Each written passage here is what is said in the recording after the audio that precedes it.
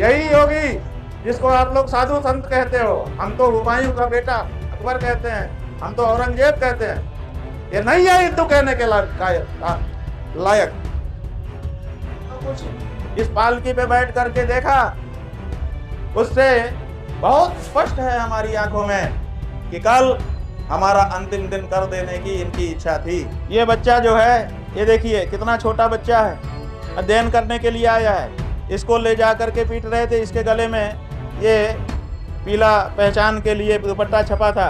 आप देखिए इसमें इसके नाक से खून बहने लग गया। तो किसी साधु संत के, योगी के, धर्माचार्य के नियंत्रण में रहने वाला जो मेला प्रशासन है, वो किसी आचार्य का, किसी संत का अपमान कैसे कर सकता है? हम गंगा स्नान परमिशन लेकर नहीं करेंगे। वो हमारा जन्म सिद्ध अधिकार है और उस अधिकार को छीनने का अधिकार किसी को नहीं है। आप कहते हैं परमिशन नहीं लिया।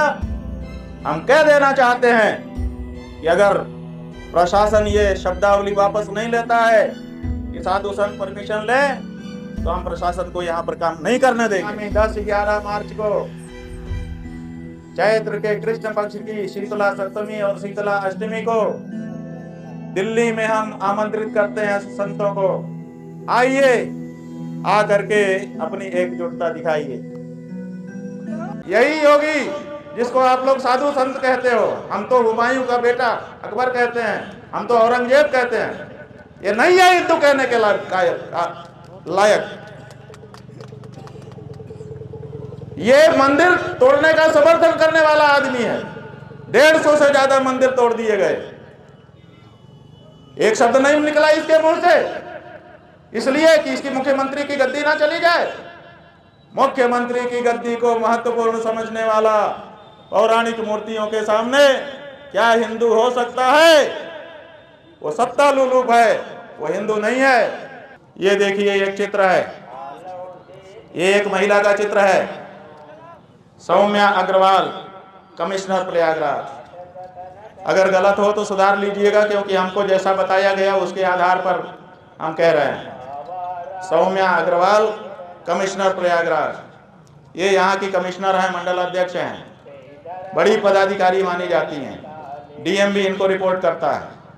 अगर ये चाहती तो ये मौके पर मौजूद थी, हमने इनको सामने खड़ी हुई देखा था। ये चाहती तो सम्मानजनक तरीके से, अगर समस्या उत्पन्न भी हो गई थी, वैसे तो उत्पन्न ही नहीं करना चाहिए था। अगर मातहतों ने उत्पन्न कर दिया था तो बड़ा अधिकारी वहाँ पर मौजूद है, तो उसका ये कार्य है कि वो उसको संभाले। लेकिन 2-2.5 घंटे तक वहाँ पर हमारे लोगों को मारा पीटा जाता रहा और ये सबकी खड़ी होकर के गवाह बनती रही। ये कमिश्नर बनेंगी, बनाए रखो, तुम्हारी प्रिय होंगी, लेकिन हमारी आंखों से गिर गई। हम नहीं समझते कि ये कमिश्नर बनने लायक। इनका अपराध हम जो समझते हैं, प्रेस को भ्रामक और असत्य जानकारी देना, जो कि अब रिकॉर्डिंग पर है। हम बता देंगे कि कमिश्नर जैसे पद पर बैठ करके ये झूठ क्यों बोल रही है, और झूठ बोले भी क्यों ना, जब उत्तर प्रदेश का मुखिया ही झूठ बोलता है। कुंभ में इतनी भगदड़ बनी, इतने गरीब मारे गए, वो कहते हैं कोई घटना नहीं हुई, अफवाह पर ध्यान मत दें, अफवाह पर ध्यान मत दें। जब मुख्यमंत्री झूठ बोल सकता है तो उसका कमिश्नर झूठ बोले, इसमें क्या समस्या है? तो इन्होंने झूठ बोला, भ्रामक जानकारियां आपको दी और स्वयं उपस्थित रहते हुए भी सम्मानजनक तरीके से समस्या का निदान नहीं किया। इनका दोष हम समझते हैं। ये दूसरा चित्र देखिए, ये एक चित्र है। इस चित्र में नाम लिखा है मोहित गुप्ता, गृह सचिव। ये उत्तर प्रदेश गृह मंत्रालय के सचिव के स्तर का व्यक्ति है। कितनी बड़ी इसकी पदवी है, पूरे प्रदेश के मामले देख सकता है। ये स्वयं सादे ड्रेस में, ये फोटो जो है ये इंटरनेट से निकाला है, इसलिए इसमें वर्दी में है। ये सादे ड्रेस में एक बहुत अच्छा सा कोट पहन करके खड़ा था वहां पर, और हैंडसम लग रहा था, देखने में बहुत अच्छा लग रहा था। हमको सबसे पहले इसी ने आकर्षित किया अपनी ओर, क्योंकि जितने लोग खड़े थे उसमें सबसे हैंडसम यही लग रहा था। और फिर हमने क्या देखा, पहली बार हमने अपनी नज़रों से बहुत सारे वाकये हम भी देख चुके हैं, पुलिस को भी देख लिया है, मार पिटाई भी देख ली है, पुलिस ने हमको भी 15 में मारा था वो भी देख लिया है, सब कुछ देखा है हमने, अनुभवी हम भी है थोड़े थोड़े। लेकिन हमने ये नहीं देखा कि कोई बड़ा अफसर स्वयं अपने हाथ से बालकों को, दंडी सन्यासियों को, बच्चों को मार रहा हो। और हमने ये देखा कि ये गृह सचिव अपने हाथ से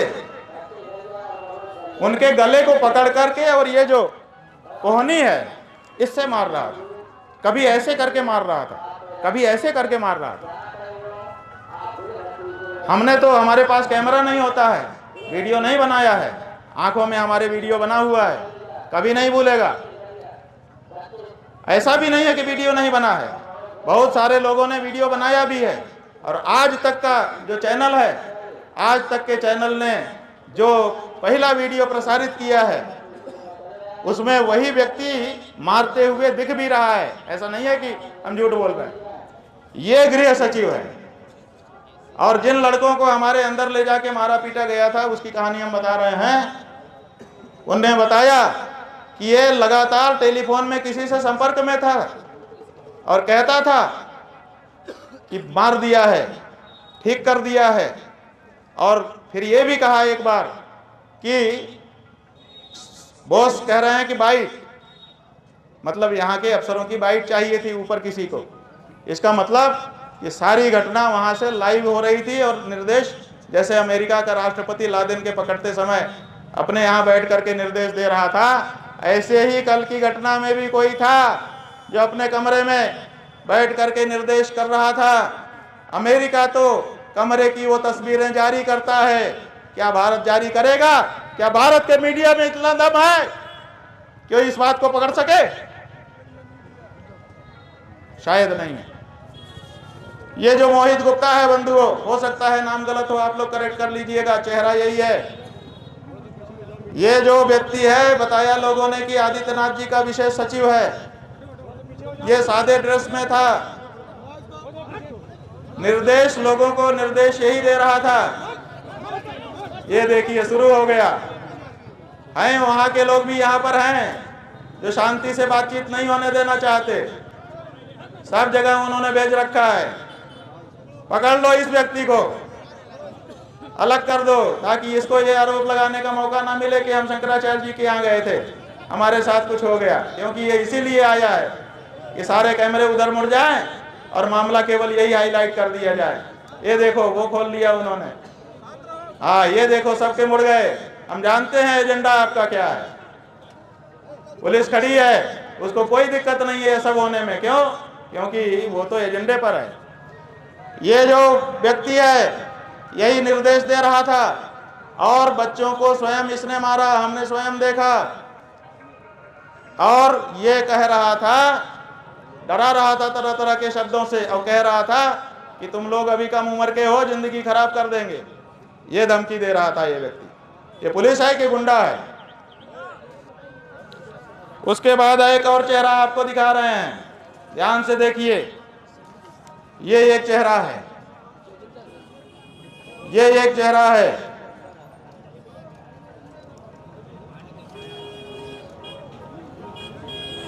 ये जो व्यक्ति है जोगेंद्र कुमार, पुलिस आयुक्त प्रयागराज, ऐसा बताया है हमको लोगों ने। सही है कि नहीं पता नहीं। ये जो व्यक्ति है यही सबसे ज्यादा हठधर्मी वहां पर था। अगर किसी ने बात को बिगाड़ा यही व्यक्ति था। बहुत ही हठधर्मी, बहुत ही दुष्ट प्रकृति का।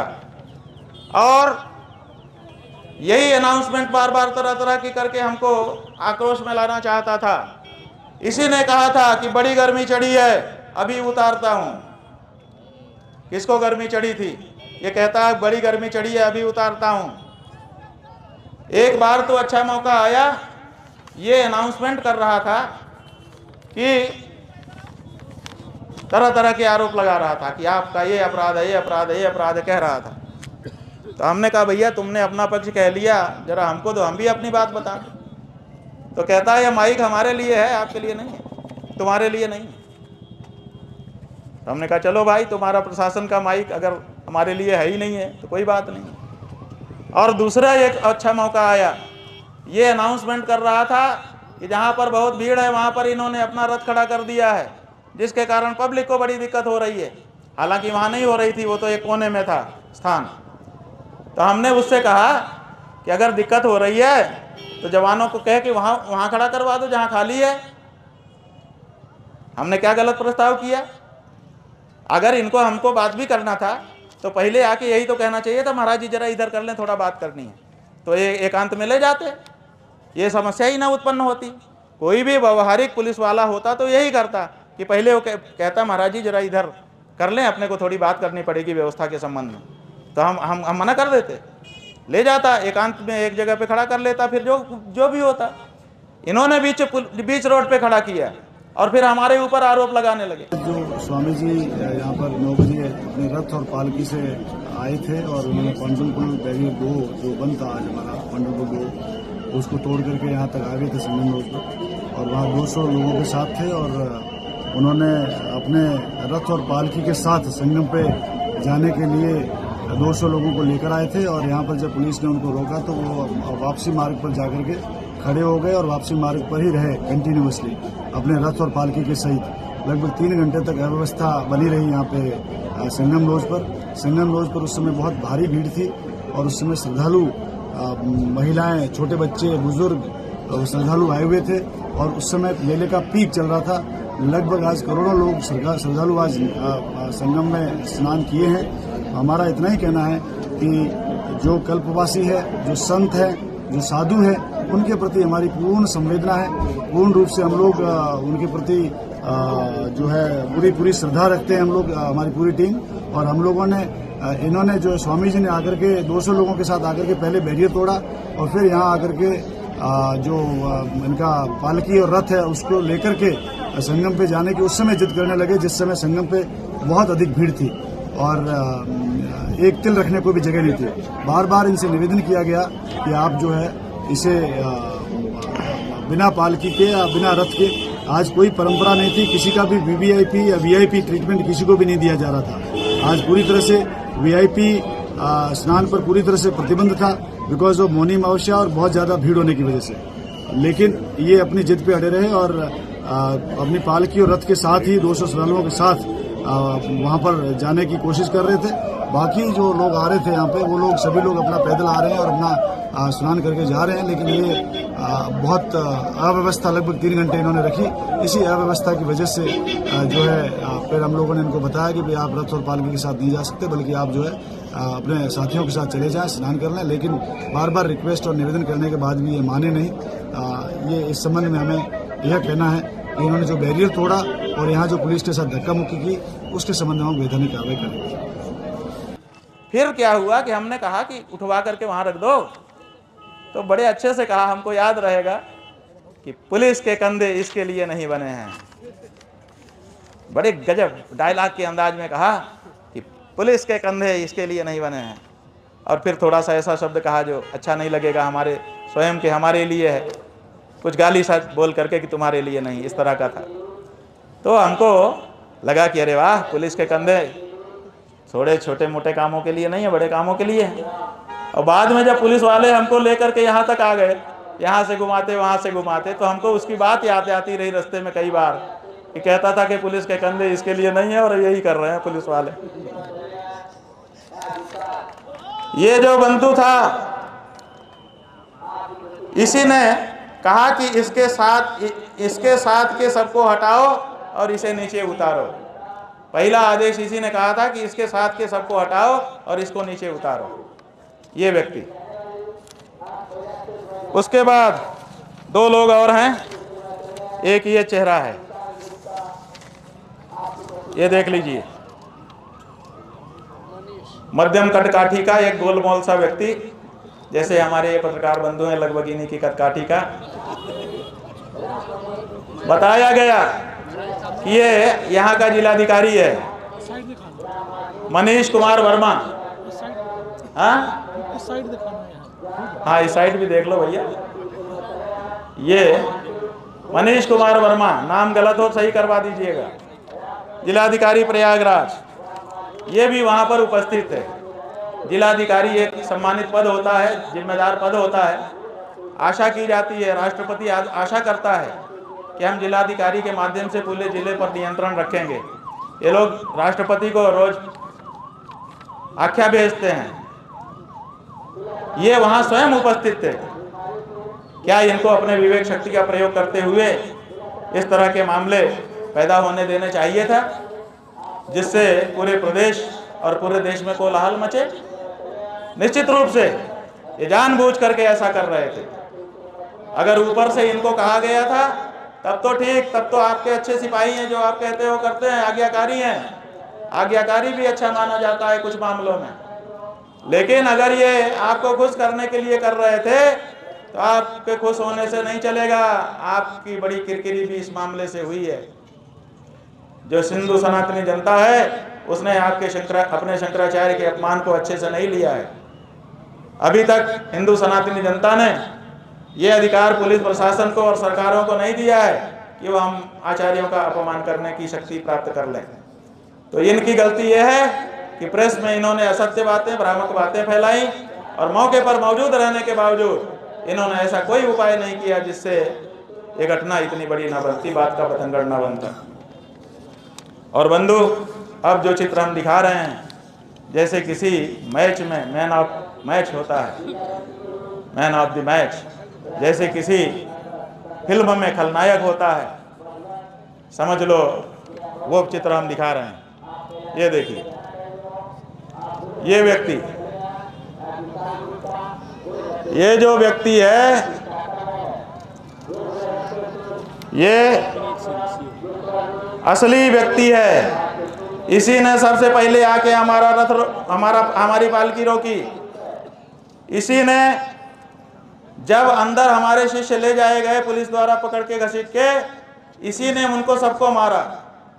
अगर ये लोग चोटिल हैं, जितने लोग चोटिल हैं लगभग सब इसी की मार से चोटिल है। यही सबको मार रहा था अंदर जाके।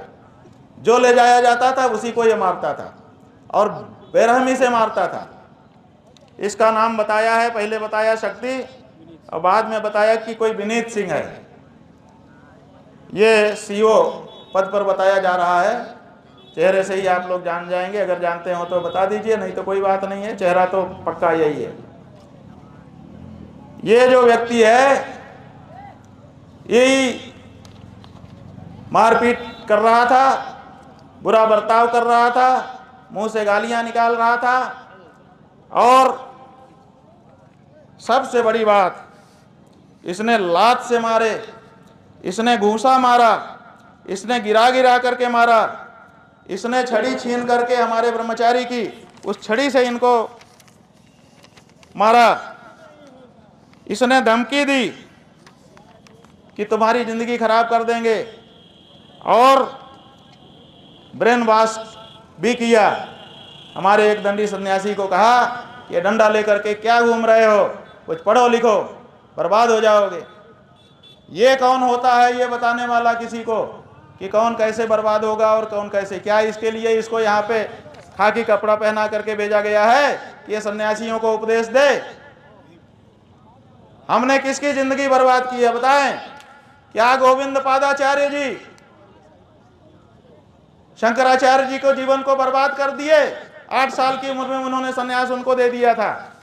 बताइए, आदि शंकराचार्य को 8 साल की उम्र में सन्यास देने वाले गुरु गोविंद पादाचार्य जी क्या शंकराचार्य के जीवन को बर्बाद कर रहे थे?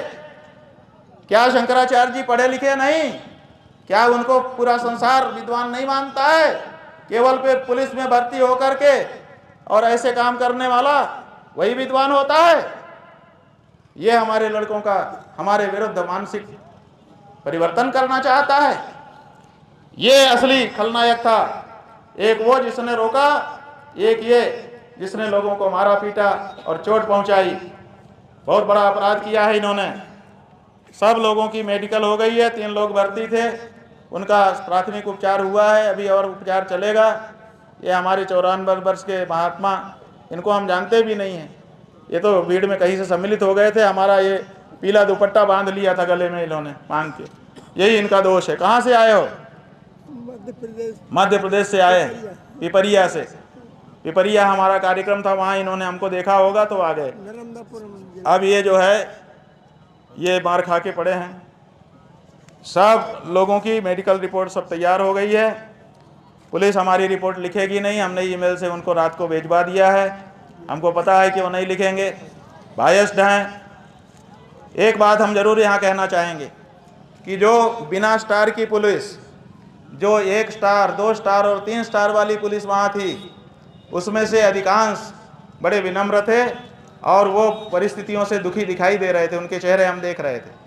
ये जितना काम हो रहा था बड़े बड़े लोगों के द्वारा हो रहा था। उसके बाद वाली जो रैंक थी वो सब इस दृश्य को देख करके मर्माहत दिखाई दे रहे थे, उनके चेहरे पे एकदम दुख दिखाई दे रहा था।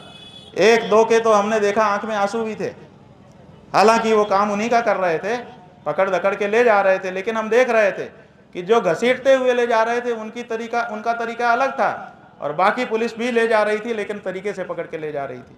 बल पूरा लगा करके उनको कब्जे में करके फिर ले जा रही थी, और बाकी तो घसीटते हुए बाल पकड़ के घसीटते ले जा रहे हैं, बाँह पकड़ के घसीटते ले जा रहे हैं, बीच में लात भी मार दे रहे हैं, गिरा के पटक भी दे रहे हैं।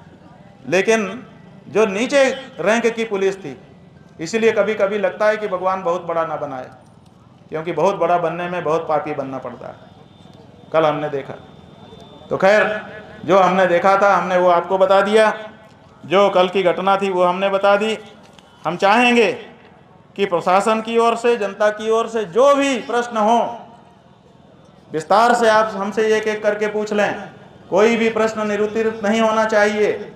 इस प्रेस कॉन्फ्रेंस से सबके प्रश्नों का उत्तर हो जाना चाहिए। और अंत में हम यही उपसंहार करते हुए कहना चाहेंगे कि हमारा मन हो गया था कि हम यहाँ से चले जाएं, लेकिन मन में एक दुविधा थी कि प्रयाग क्षेत्र का कैसे परित्याग करें। दुनिया छोड़ करके तो धर्म क्षेत्र में आए, अगर धर्म क्षेत्र को छोड़ेंगे तो कहाँ जाएंगे, और साथ ही साथ गंगा जमुना को कैसे छोड़ा जा सकता है, संगम तीर्थ को कैसे छोड़ा जा सकता है, प्रयागराज को कैसे छोड़ा जा सकता है, वेणी माधव को, मनकामेश्वर को, भरद्वाज ऋषि को कैसे छोड़ा जा सकता है। तो आज द्वारका के शंकराचार्य जी महाराज ने हमको टेलीफोन करके रास्ता बता दिया। उन्होंने कहा कहीं मत जाओ, अगर तुम्हारी टेक है कि तुम शिविर में तभी घुसे हुए जब सम्मान जो छीनने का प्रयास किया गया है उसको प्रशासन रिस्टोर कर दे, तो ठीक है। जब तक ये नहीं हो जाता है तब तक फुटपाथ पर रहो, कोई दिक्कत नहीं है, लेकिन प्रयाग में रहो और जो गौ रक्षा के लिए प्रेरणा यात्रा तुमने शुरू की है उसको पूरा करो। तो हम यहाँ पर हैं। हमारी जो प्रेरणा यात्रा 5000 शिविर के सामने जाकर के होने वाली है, वो कंटिन्यू रहेगी। हम कोशिश करेंगे, प्रयास करेंगे कि सब शिविरों के सामने जाएं, सब संतों से संवाद करें। और एक बात और बताएंगे, भेद डालने का प्रयास कैसे हो रहा है। पहले तो 2 तरह के दृश्य दिखा दिए कि एक लोगों को कारपेट बिछा रहे हैं और एक लोगों को कह रहे हैं कि ये नहीं होने देगा। और एक बात, ये जो पुलिस वाला है जो सबको मार रहा था, जिसको हमने कहा खलनायक,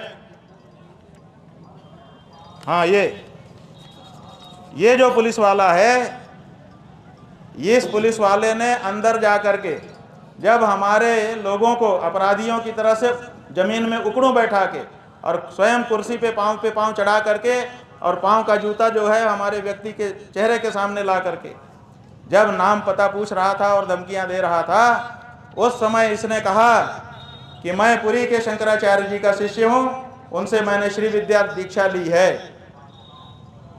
ऐसा कहने की उसको क्या जरूरत थी, हमने रात भर विचार किया। इसका मतलब है कि पुरी के शंकराचार्य जी और हमारे बीच में ये भेद डालना चाहता था, भेद नीति का प्रयोग कर रहा था। लेकिन हम आपको स्पष्ट कर देना चाहते हैं कि पुरी के शंकराचार्य जी और हमारे बीच में कोई भेद नहीं डाल सकता, क्योंकि हम सदा से एक थे और एक हैं। हमारी उनकी परस्पर की नाराजगी वो हमारी उनकी परस्पर की है, लेकिन तीसरे को उसमें प्रवेश का कोई अधिकार नहीं है। पुरी के शंकराचार्य जी के एक शिष्य 3 बार रात को हमारे पास आए और उन्होंने कहा महाराज जी चिंतित हैं कि आपने कुछ खाया कि नहीं, खाया कि नहीं, खाया कि नहीं। उनके हृदय के प्रेम को आप क्या समझोगे, हम समझते हैं। 40 वर्षों से उनके सानिध्य में हम रहे हैं, उनके चरणों की सेवा हमने की है, उनका प्यार हमने पाया है। इसलिए खबरदार जो कोई राजनीति पार्टी, खबरदार जो कोई प्रशासन, खबरदार जो कोई विभाग हम चारों शंकराचार्यों के बीच में कोई भेद डालने का प्रयास करे। तुम शंकराचार्यपुरी के शिष्य नहीं हो सकते। अगर भूल से दीक्षित हो भी गए हो तो जिस समय तुमने एक सब किया उसी समय तुम्हारा शिष्यत्व समाप्त हो गया। अब आप, हाँ, कुल 35 लोगों को इन्होंने डिटेन किया था और कुल 15 लोगों का मेडिकल हुआ है, जिनमें से 3 को भर्ती करना पड़ा था। ये आंकड़ा है। असल में 2 तरह के संत मान रहा है यहाँ का प्रशासन। एक जो चापलूसी करे, जो गलत को भी जी बहुत बढ़िया कहे, और एक जो सच बोल दे। तो सच बोल देने वाले को संगम स्नान से रोका जाएगा और चापलूसी में ठकुर सुहाती कहने वालों को भेजा जाएगा। ये जो प्रशासन की नीति है कि संतों को 2 फाड़ में बांटो, ये सही नहीं है। हम इसका विरोध करते हैं। इसलिए भेद बुद्धि रखने वाला प्रशासन यहाँ का दायित्व संभालने के अर्ह नहीं है, इसको बदला जाना चाहिए। बंधुओं, एक बात हम बड़ी मार्मिक बताना चाहेंगे कि कल हमारी मृत्यु हो जाती, जो हमने पूरा दिन भर का परिदृश्य देखा, सवेरे 9 बजे से यहाँ से निकले थे, 9:47 पर पत्रकारों ने बताया है, सीसी फुटेज देख करके कि 9:47 पर वहाँ पर हमारी पालकी को रोक दिया गया था। 47 मिनट को छोड़ दीजिए, उसके बाद से लेकर के शाम को 5 बजे तक का जो समय है, 5 बजे यहाँ ला करके हमको खड़ा कर दिया गया। इतनी देर में हमने जो कुछ इस पालकी पे बैठ करके देखा, उससे बहुत स्पष्ट है हमारी आंखों में कि कल हमारा अंतिम दिन कर देने की इनकी इच्छा थी, इनकी योजना थी कि इनको पालकी से उतारो। बार बार हमारे ऊपर यही जोर डाला जा रहा था कि पालकी से उतरो, पालकी से उतरो, पालकी से उतरो। पालकी से उतरने की इतनी बड़ी जिद क्यों? क्योंकि जैसे ही हम पालकी से उतरते, उनके 150-200 सादे जवान खड़े थे चारों तरफ। वो लोग भीड़ बन करके आते, धक्का मुक्की शुरू करते। वीडियो में जनता को दिखता कि पब्लिक धक्का मुक्की कर रही है, और उसी में हमको पटक करके मार दिया जाता, 2-4 और को मार दिया जाता, और सारा दौड़ मच दिया जाता कि शंकराचार्य के कारण भगदड़ हुई और लोग मारे गए। आज आपकी हेडलाइन में यही होता जैसे कुंभ में हुआ था। बंधुओं, हम इस टेक को कायम रखेंगे। जब भी मेला आयोजित होगा, मेले में आएंगे, लेकिन रहेंगे फुटपाथ पर। तब तक शिविर में प्रवेश नहीं करेंगे जब तक जो अपराध कल यहाँ के प्रशासन के द्वारा किया गया है उसको स्वीकार करते हुए उसकी सार्वजनिक क्षमा याचना नहीं कर ली जाती है। और हम ये बताना चाहेंगे बंधुओं, हम चाहते तो यहीं पर संत सम्मेलन बुलाते। आप जो भेद की नीति दिखा रहे हैं कि कुछ संतों को आप सुविधा देंगे, कुछ का अपमान करेंगे, इससे संत 2 फाड़ हो जाएंगे। संत कभी 2 फाड़ नहीं है, हम सब एक हैं। लेकिन हम यहाँ उस चीज को नहीं दिखाएंगे। यहाँ तो हमने गौ रक्षा प्रेरणा यात्रा प्रारंभ की है, उसको जारी रखेंगे। कैंप जाएंगे और गौ माता के लिए जो संकल्प प्रेरणा हम संतों को दिला रहे हैं उसको दिलाते रहेंगे। बोले शंकराचार्य भगवान की। और अभी तक तो हम पैदल नंगे पांव जा रहे थे, अब पालकी में ही जाएंगे।